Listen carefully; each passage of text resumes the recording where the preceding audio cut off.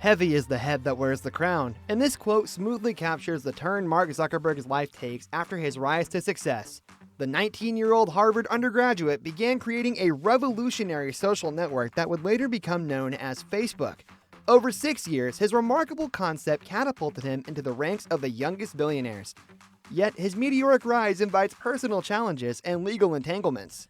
Set in October 2003 on the campus of Harvard University, the movie opens with Mark Zuckerberg arguing with his girlfriend, Erica Albright, over beers. Erica accuses Mark, a Harvard sophomore, of being obsessed with the idea of which all-male final club he could enter. He expresses his discontent with the system, bitter that, despite his superior intelligence, he would never be invited to join the Harvard elite. Mark tells her he is ambitious, not obsessed, and says she should be more supportive because his acceptance into the club will mean she, a Boston University student, will meet people she wouldn't otherwise. Insulted, Erica tells him she is breaking up with him.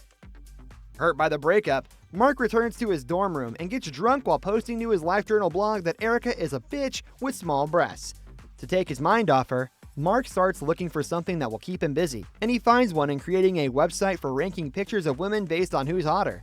Mark hacks into the online photo directories of various on-campus organizations to collect photos of women. He writes code for a website called FaceMash and posts photos. Users are invited to rank which of the two photographs is the hotter woman.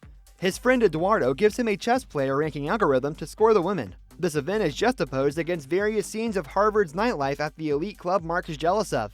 Immediately after they launch the website, it starts generating lots of traffic as the male students find it amusing, while the female folks find it pathetic. In Mark's room, Eduardo suggests they bring down the website, but they don't. After the site gets significant traffic, Harvard's system crashes and the administration shuts the site down. Mark goes to a disciplinary hearing and is accused of intentionally breaching security, violating copyrights, and violating individual privacy, but he is unrepentant. He tells them he deserves recognition for pointing out flaws in their computer security. He is then punished with 6 months of academic probation.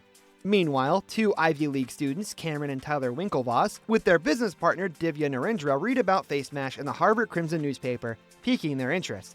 They visit Mark at his programming class and invite him to build the HarvardConnection.com, a social network exclusive to Harvard students and aimed at dating. They assure him that the creation of the website will help rehabilitate his image among females. Mark agrees, then gives Eduardo an idea for an exclusive social networking website, the Facebook. Before Mark tells him the idea, Divya informs him that the Phoenix has punched him. Mark takes the information with mixed feelings. Eduardo decides to assist Mark with the website creation, providing $1,000 to start the site. When the site is complete, they forward the link to Eduardo's connections at Phoenix SK Final Club. The Facebook is soon a hit amongst the student body. With the popularity of the Facebook, Divya soon hears about it from his girlfriend, and he rushes to the Winklevoss twins to tell them about it. The Winklevoss twins and Divya soon believe that Mark took their idea while at the same time stalling programming on the Harvard Connection. During the supposed process of building HarvardConnection.com, the twins and Divya keep messaging Mark to ask him about the site's progress, and he keeps telling them he is working on it and refuses to show up. At the turn of events, Tyler and Divya are so furious that they vow to attack and sue Mark. The Facebook grows in popularity on campus, and with the popularity, Eduardo suggests they monetize the website by including ads. But Mark is against the idea because he thinks the ads will make the website uncool to the user, which can be disastrous for its growth.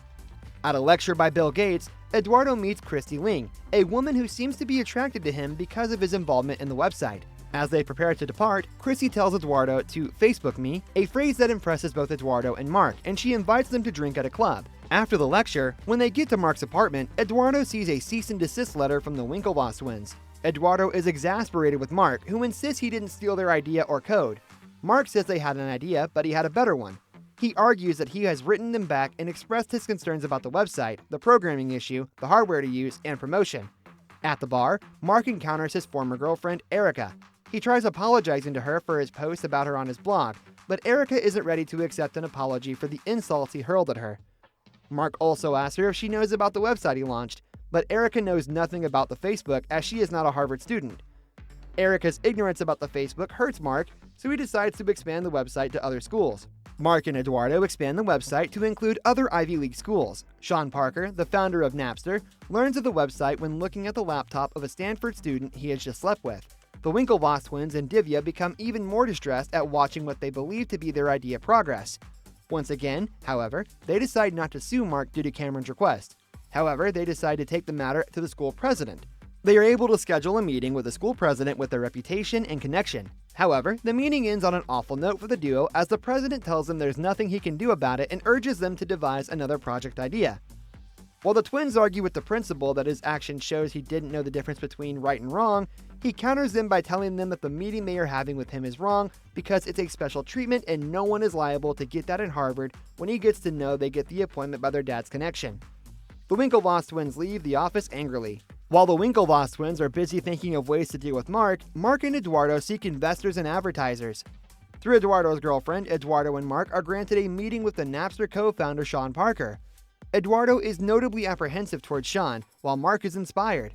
Eduardo's apprehensiveness is because he perceives Sean as a wild card due to what he read about his behavior, crashing out of 2 big tech companies and his reputation as a doper.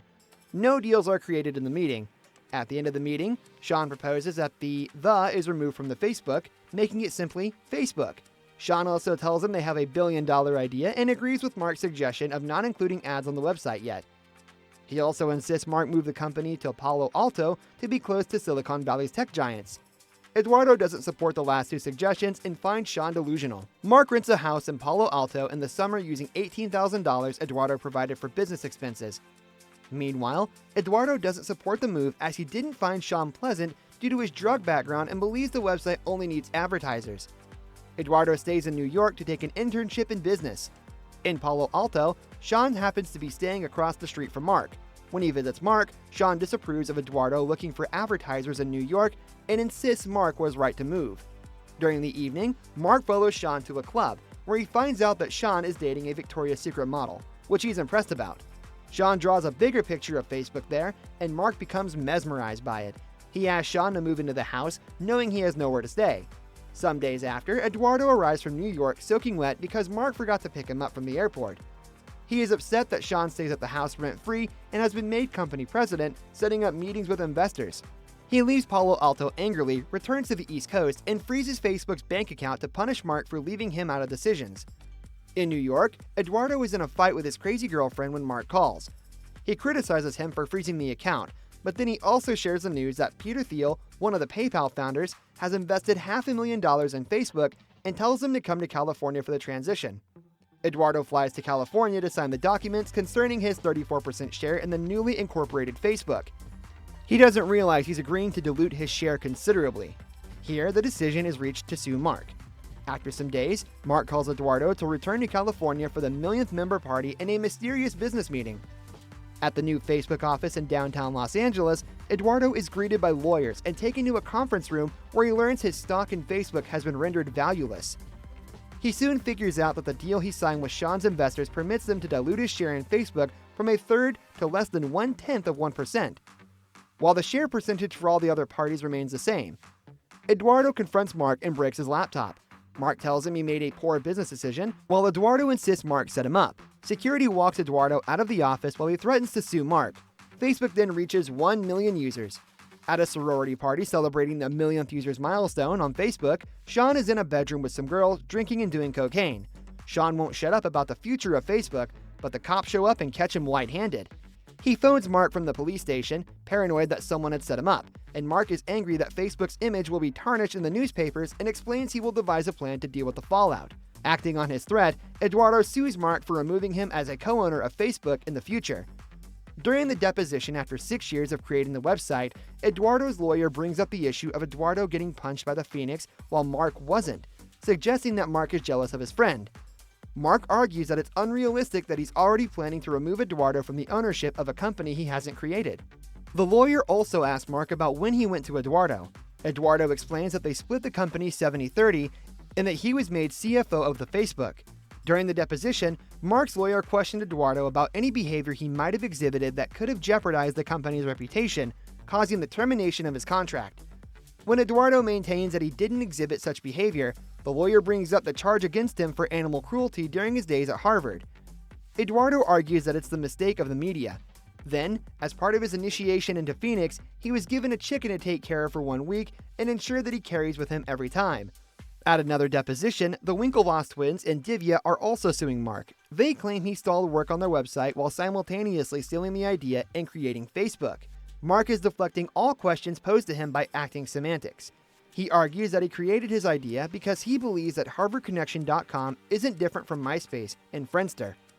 While Eduardo acts as a plaintiff in one deposition, he also acts as a witness in the Winklevoss case. At the end of the deposition, Mark sits alone at his laptop in the deposition boardroom after everyone else has left.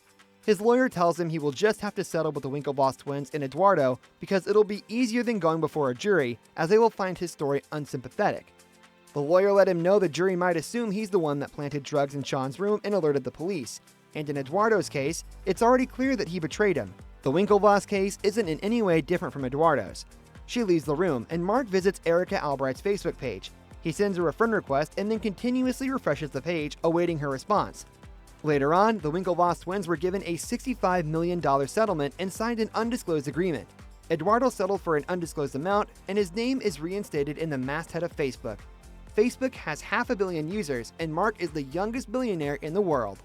If you enjoyed the video, make sure you smash that like button, leave a comment, subscribe, and turn on notifications to help the channel. Thank you for watching, and see you in the next video.